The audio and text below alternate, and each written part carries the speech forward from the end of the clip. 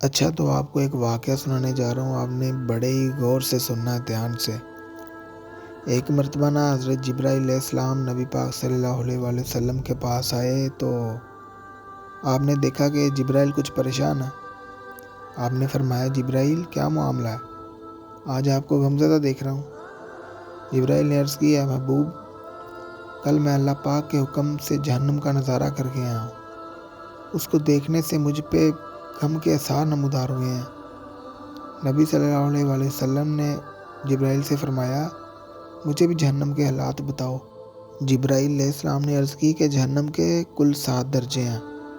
ان میں سے جو سب سے نیچے والا درجہ ہوگا، اللہ پاک اس میں منافقوں کو رکھے گا، منافقوں کو اس درجے سے بھر دے گا، اور اس سے اوپر چھٹے درجے میں اللہ تعالیٰ مشرک لوگوں کو ڈالے گا، جو شرک کرتے ہیں، اللہ تعالیٰ ان کو ڈالے گا، اور اس سے اوپر والے 5ویں درجے میں اللہ تعالیٰ سورج اور چاند کی پوجا کرنے والوں کو ڈالیں گے۔ چوتھے درجے میں اللہ پاک آتش پرست لوگوں کو ڈالیں گے، اور تیسرے درجے میں اللہ پاک یہودوں کو ڈالیں گے، اور دوسرے درجے میں اللہ پاک عیسائیوں کو ڈالیں گے۔ یہ کہہ کر جبرائیل علیہ السلام خاموش ہو گئے، اور نبی اکرم صلی اللہ علیہ وآلہ وسلم نے پوچھا، جبرائیل خاموش کیوں ہو گئے؟ مجھے بتاؤ، پہلے درجے میں کون ہوگا؟ بتاؤ مجھے۔ جبرائیل علیہ السلام نے عرض کی، اے اللہ کے رسول، پہلے درجے میں اللہ پاک آپ کے امت کے گناہ گاروں کو ڈالیں گے۔ اتنا سنتا ہی جب آپ کو پتہ چلا کہ میری امت کے بھی جہنم میں ہوں گے، میری امت کے لوگ بھی جہنم میں جائیں گے، تو آپ صلی اللہ علیہ وآلہ وسلم بے حد غمگین ہوئے۔ تو آپ نے اللہ کے حضور دعائیں کرنا شروع کی۔ 3 دن ایسے گزر گئے کہ اللہ کے محبوب مسجد میں نماز پڑھنے کے لیے تشریف لاتے، نماز پڑھ کر حجرے میں تشریف لے جاتے، اور دروازہ بند کر کے اللہ کے حضور رو رو کر فریاد کرتے۔ صحابہ حیران تھے کہ نبی کرم صلی اللہ علیہ وآلہ وسلم پر یہ کیسی کیفیت طاری ہو گئی ہے، مسجد سے حجرے جاتے ہیں، گھر بھی تشریف لے کر نہیں جاتے۔ جب تیسرا دن ہوا تو سیدنا ابو بکر رضی اللہ تعالیٰ عنہ سے رہا نہیں گیا۔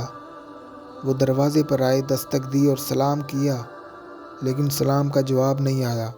آپ روتے ہوئے سیدنا عمر رضی اللہ تعالیٰ عنہ کے پاس آئے اور فرمایا، میں نے سلام کیا لیکن سلام کا جواب نہیں پایا، لہٰذا آپ جائیں، آپ کو ہو سکتا ہے سلام کا جواب مل جائے۔ حضرت عمر رضی اللہ تعالیٰ عنہ بھی گئے، لیکن آپ نے 3 بار سلام کیا لیکن جواب نہ آیا۔ حضرت عمر نے سلمان فارسی کو بھیجا۔ حضرت سلمان فارسی رضی اللہ تعالیٰ عنہ وہ گئے، پھر بھی سلام کا جواب نہ آیا۔ حضرت سلمان فارسی واقعے کا تذکرہ حضرت علی رضی اللہ تعالیٰ عنہ سے کیا۔ انہوں نے سوچا، جب اتنے عظیم الشخصیات کو سلام کا جواب نہ ملا تو مجھے بھی خود نہیں جانا چاہیے۔ تو حضرت علی رضی اللہ تعالیٰ عنہ نے آپ صلی اللہ علیہ وآلہ وسلم کی بیٹی سیدنا فاطمہ رضی اللہ تعالیٰ عنہ کو بھیجا اور سارا احوال بتایا، اور وہ گئیں، آپ کے حجرے کے دروازے پر دستک دی اور کہا، السلام علیکم۔ بیٹی کی آواز سن کر محبوب کائنات اٹھے اور دروازہ کھولا اور سلام کا جواب دیا۔ ابا جان، آپ پر کیا کیفیت ہے کہ 3 دن سے آپ یہاں تشریف فرما ہیں؟ نبی صلی اللہ علیہ وآلہ وسلم نے فرمایا کہ جبرائیل نے مجھے آگاہ کیا ہے کہ میری امت بھی جہنم میں جائے گی۔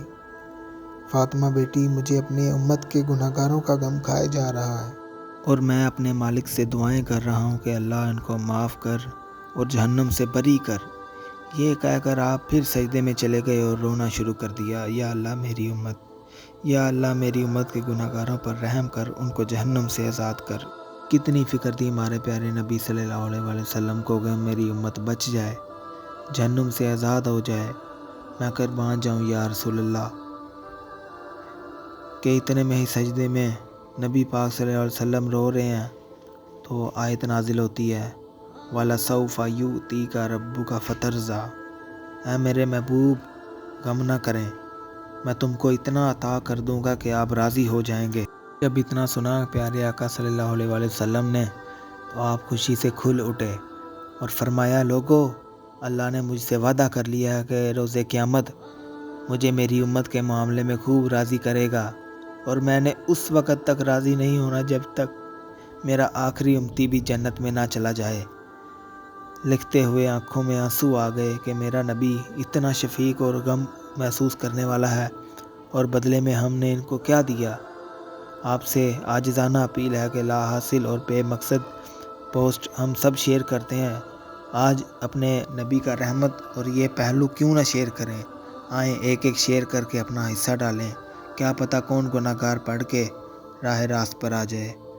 آمین، جزاک اللہ۔